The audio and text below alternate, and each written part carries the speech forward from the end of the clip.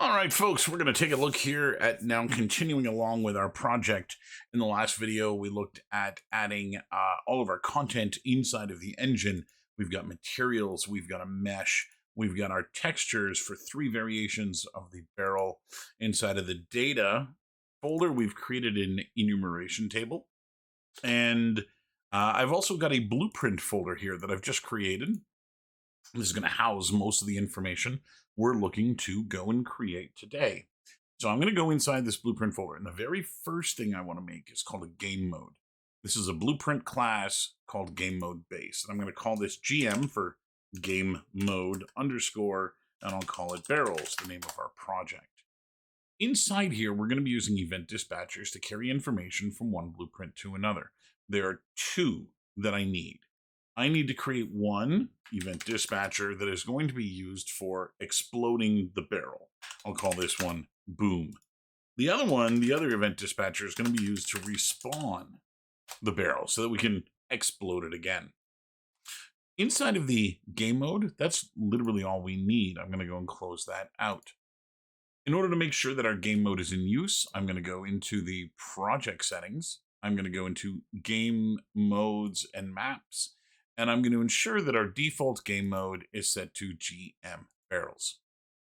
If it is not, the game mode is not going to be active. And when we try to send information back and forth between 2 blueprints, this is not going to work. Next, now that we have our blueprint for our game mode created, we're going to create a blueprint for our barrels. I'm going to create it on the blueprint class, but this one's going to be an actor. This is a type of object that we place in the world in order to facilitate having script on it. So I'm going to call it BP underscore barrels. And in here, we need to set up quite a bit more than we did inside of game mode. First, inside of the components on the top left, I'm going to add a static mesh. This is going to be for our barrel. Inside of the static mesh category, I'm going to use the drop down and select the barrel. Now, because my barrel has a material applied to it, we should see that material applied here inside of the viewport, inside of the blueprint. However, we actually want to use a different material. So this is the material instance that we created in the previous video. What I'm going to do is I'm going to go into our construction script, and this is where a script that fires off when this object is being built. And so what I'm going to do here, this is the construction script. This is our execution pin. I'm going to pull off the static mesh, and I'm going to create a dynamic material instance. This is going to create a material instance that we can edit through script here once we go. So I'm just going to set the source material to be our instance material. I'm also going to promote this to a variable so that we can reference it down the road here as we're working. And so I don't need to pull out from this node and spaghetti noodle all over the place. I'm going to use this set node here, and I'm going to call this dynamat from a dynamic material. So there's the first part done. Now, we want to randomize our barrel based off of our enum, our data table. So what I'm going to do is I'm going to switch on enum, and our enum was called switch on en underscore types, which are the types of barrels we have. So here in the drop down, I have a black barrel, a red barrel, and a green barrel. And depending on which one of those is selected, a little wire is going to go and trigger out each one of these things. So we're going to split based off an input here. Now we don't have a random enum input. And so we're going to do this a little bit different instead. I'm going to do a random integer in range. We're going to do this between 0 and 2. And then we're going to convert this to a byte, which is then going to get converted to the row of our enum table. So what this does is it randomly selects an integer between 0 and 2. So that's 0, 1, or 2. That's our 3. And then it's going to go choose, excuse me, the corresponding row from our enum table based off that random input. So right now, only one of these is going to fire off here, depending on which one the random number comes up. So now what we need to do is actually just set our textures up to work with the random input. So the way we're going to do that, I'm going to pull my dynamic material out, and we are going to go and set a texture parameter value on this thing. So the texture parameter value, what this does is it lines up to the parameters that we made in the material instance in the last video. I know that mine are called ARM, and I'm going to duplicate this using Control D. The next one is called normals, and our final one is called base color. And so I'm going to go line these up like this, base color. And then we can go and pick an actual texture to use here. So because this is the black barrel that's going to fire off, I'm going to use the ARM from the black barrel, the normals from the black barrel, the base color, the norm from the black barrel. We can then duplicate these and set up the red barrel. So this is going to be 2 ARM, 2 normal, and 2 base color.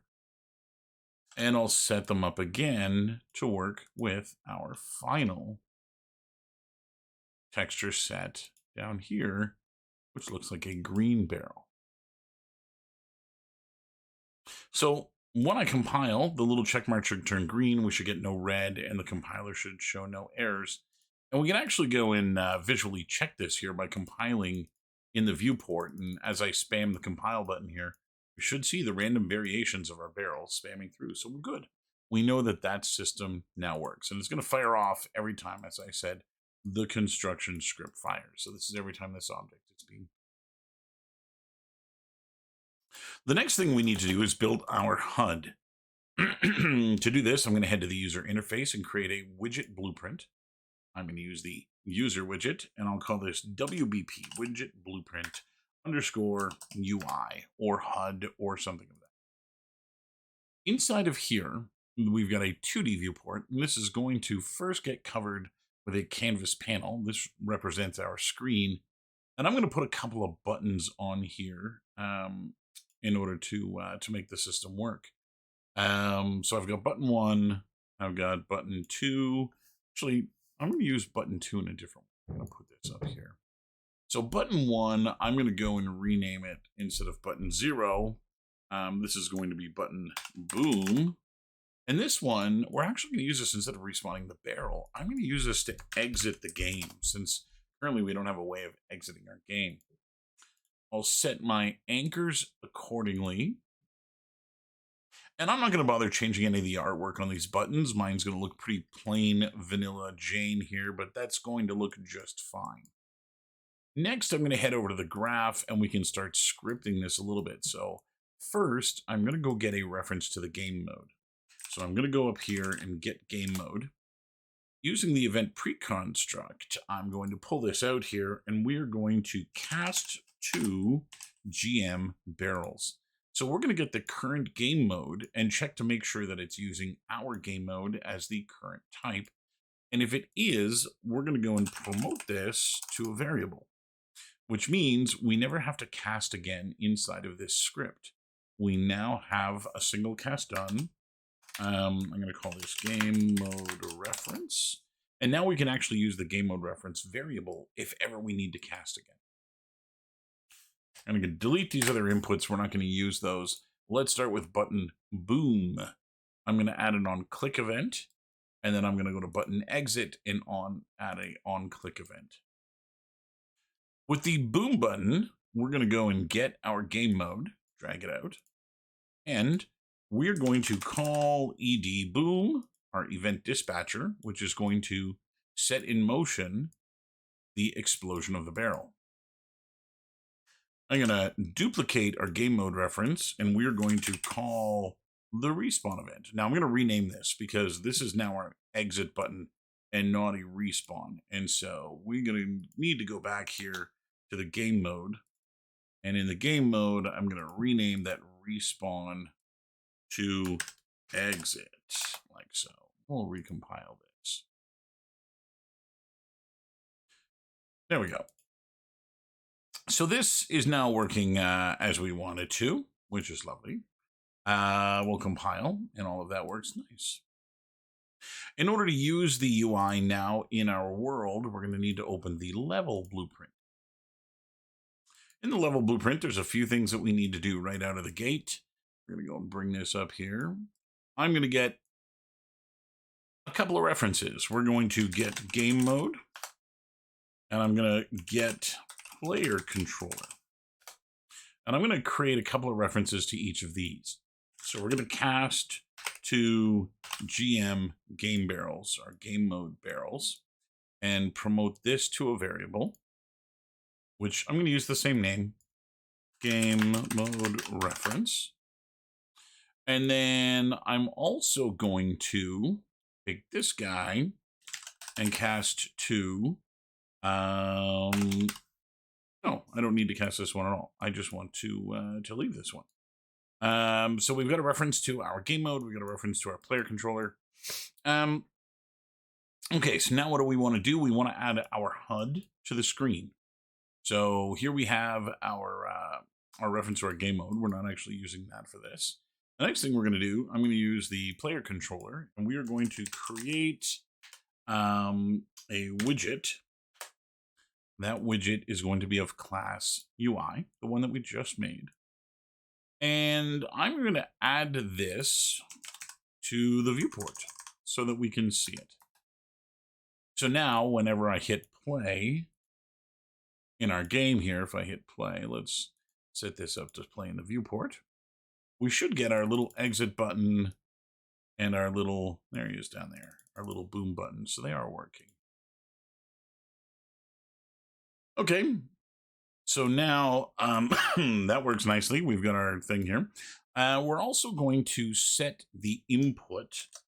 I'm going to duplicate the player controller again. Pardon me. We're going to set input to UI only. This is going to prevent the user from walking around in the world or anything like that. We're only just interfering or interacting rather with a UI, so I don't need anything else there.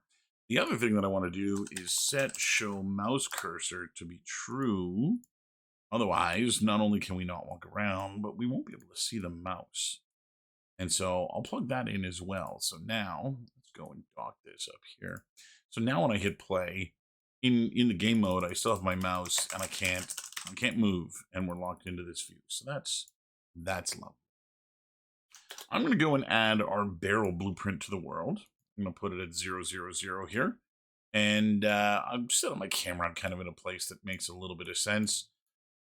I may, pardon me, also go in to add a, let's see, a player start. And I'm going to put this at 000 and then back it up here. This is the item that is going to, that's a trigger box, not a player. Basic player start. There. Put that at the origin and move it back here. And the idea is that when I hit play, we should actually be starting from the player start instead of just wherever the camera was. And so, yeah, so that's going to work quite nicely, I think, in terms of getting this set up. Okay. So now we need to wire up the functionality for our barrel to explode when we've hit the UI button. Currently, the UI button sends a message using the event dispatcher. In the barrel blueprint, I'm going to head over to the event graph, and we're going to go and get game mode. We'll get another reference to our game mode, which we're going to cast to GM barrels. Again, we only need to do this once per script, which is going to save us a little bit of performance here when we do this. So this is game mode reference. So we're not casting all of this here. We've got a single cast, and that's been promoted to a variable. So there, lovely. We also want to listen for our input. So we are going to bind event to, and we're going to bind event to, let's see, ed boom, which is our explosion event. Here, this is going to fire off a custom event, which is going to be used to explode the barrel. How do we explode the barrel? Oh, we're just going to destroy it. We'll remove it from the world, like so. So now, if I hit play, the button should make the barrel go away. So we're exploding our barrel now. Again, there's no fanfare, there's no explosion noise, there's no particles. That'll come down the road. We're just looking for functionality. The other thing that we want to do is we want to commence the respawn of the barrel. And so I do actually need to go back into, I did set this up incorrectly. I'm going to go back into the game mode. And I don't actually want this to be an exit. I was incorrect in doing that. I do want this to be a respawn event dispatcher. Not RAS spawn, but respawn. We'll compile that. And in the barrels here, before we destroy the actor, let's get a reference to our game mode. And let's call ed respawn. So this is going to start the chain of events that is going to eventually lead to the barrel being respawned. Like so. And then we'll destroy the barrel. Back over in our level blueprint, we're going to get a reference to our game mode, and we are going to bind event on this one to our respawn. This is going to create another custom event, which I'll call respawn. And respawn is going to go and actually spawn an actor. So we're going to spawn an actor from class. The class that we're going to spawn is going to be our blueprint barrel. And I'm going to just split the construct pin here, or the struct pin for the transform, so that we have default values associated with this. And now if I go in, compile this, that should work. So if I hit play and I hit destroy, barrel goes away and a new one shows up instantaneously. Now, we want to have a little bit of a delay in here. So between these two events, I'm going to create a delay. We'll just wait 5 seconds. I'll put a 5 in here. And that should make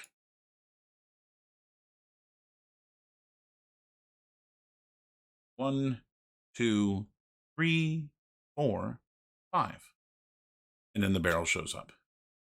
Excellent. The only other thing we need to do is script the exit button.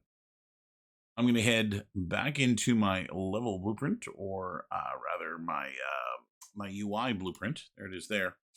In here, instead of actually calling the respawn event, what I'm going to do instead is I'm just going to exit from here. Not exit, quit. I'm going to quit game based off that input. And that now gives us a way out of the game. So when you go and click this button, it pops us right out.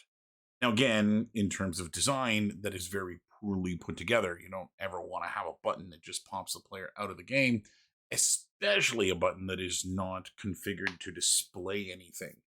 And so it would be very much in everyone's best interest to actually have a system here with the exit button that does make things work the way that we want it to work. With that all said and done, the entirety of the system works. I can play, destroy a barrel. After 5 seconds, a random barrel will appear, which I can destroy again. And again, after 5 seconds, a random barrel will appear, and I can continue that cycle endlessly. And I now have an escape button to pop myself out of here. The only other thing that I would need to do now is to go and build this project so that I have an EXE here. Under platforms, I would head to Windows, and I would say go and package content. It's going to ask me to go and save this, which I'll save that map. It then wants to know where I'm going to put my build, so I'm just going to go and choose the proper place here. Let's go to Unreal Projects. I've got a barrel folder in here, and I'm going to go to the build folder and hit select. And the little packaging option is going to go. If I go to show output log here, we'll see it kind of chugging through all of its options. I'm not going to bother recording the entirety of this here as it slugs through this and goes and creates the build. But it will nonetheless go through and create a little EXE that we can run that should just play the game set up. And so that's it. It's not a very complex means of going about doing this. It is a pretty simple thing once you start scripting this stuff together. And again, there's all kinds of things that we can do here to branch out and make this more complex and make it more interesting and make it, even more interesting. And so that's what you would want to do instead of doing the bare minimum as I am doing here. And so anyway, that's it. That's the whole project. It looks like it's gone and completed anyway. I hadn't planned on doing the entirety of this, but uh, nonetheless, it has finished. I'm going to head into that project and we'll run the little exe and see if it worked so that we can check this out. So I'm in my build folder here. I have a Windows folder now that just appeared, and in here there's something called Barrel exe. If I run this, we should get the Unreal logo pop up and we should be in game. There it is. Now, it appears as though something is messed up. You can see that we have a map here with nothing in it, and we're also able to move around, and so that's problematic. It did not actually build everything the way that it was intended to. So I'm going to close this out. It means that that Windows build is actually no good. So I'm going to go back in here, back to build, Windows, and I'm going to delete this, and let's just ensure that we've got this all set up the right way. So again, I'm going to go into my project settings here and just ensure that I've set this all up to work correctly. So in maps and modes, I'm using our game mode here, which is what we want. The default player controller is the default player controller. We're going to use, there it is there. That's the problem, is we had a default map that was different from the one that we had set up here. So at this point, because that was incorrect, I would need to go and build it again. And so I'm going to go and package project again. We'll use the Windows folder here again, so it should just go through there. And this time it should actually work. And so again, I won't bother with all of that. But that is now the end of this segment of the project. And so I hope this video has been helpful. I hope you've been able to put this together and make something rather interesting. And we'll see you in the next one.